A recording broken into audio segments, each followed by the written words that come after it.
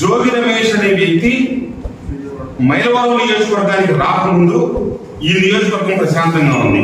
ప్రతిపక్షం పోషిస్తా ఉంది, పార్టీ అధికారం పాత్ర పోషిస్తా ఉంది.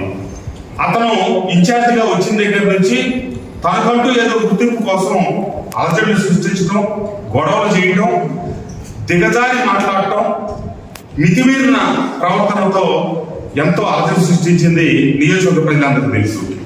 ఇటీవల అతను జైలుకి వెళ్ళి 83 రోజుల పాటు లేకపోతే నేను అప్పుడే చెప్పాను, నియోజకవర్గం ప్రశాంతంగా ఉంది, ఒక శాసనసభ్యుడిగా నా పని నేను చేసుకుంటా ఉన్నాను, ఎవరి బాధ్యత వాళ్ళు నిర్వర్తిస్తా ఉన్నారు. మళ్ళీ వచ్చాడు, వచ్చిన రోజు నుంచే గొడవలు దిగాడు.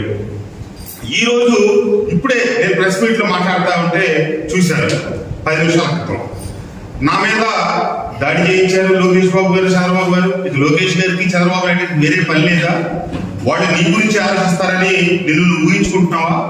ఒక బడుగు బలహీన వర్గాల వ్యక్తి మీద రాజకీయాల్లో ఉంటే దాడులు చేయిస్తా ఉన్నారని చెప్తా ఉన్నాడు. బడుగు బలహీన వర్గాలకి రాజకీయాల్లో సరైన సముచిత స్థానం కల్పించి వాళ్ళని ఉన్నత స్థానంలోకి తీసుకొచ్చిన పార్టీయే తెలుగుదేశం పార్టీ.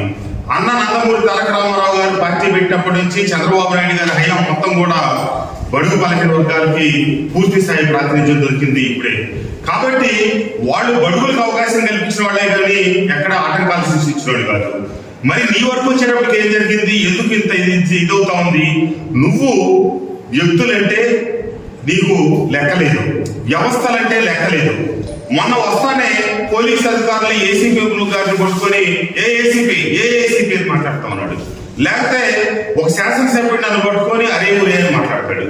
సాక్షాత్తు ముఖ్యమంత్రి గారిని లోకేష్ బాబు గారిని పట్టుకొని నీ వయసుకు కూడా సంబంధం లేకుండా అతనేమి ఇష్టం వచ్చినట్టు మాట్లాడవచ్చు, కానీ అతను ఉద్దేశించి ఎవరే మాట మాట్లాడినా కూడా నన్ను బడుగు బలహీన వర్గాల వ్యక్తిని కించపరుస్తా ఉన్నారు, ఏదో మాట్లాడుతున్నారు, అది మాట్లాడుతున్నారు, ఇది మాట్లాడుతున్నారు అని చెప్తా ఉన్నాడు.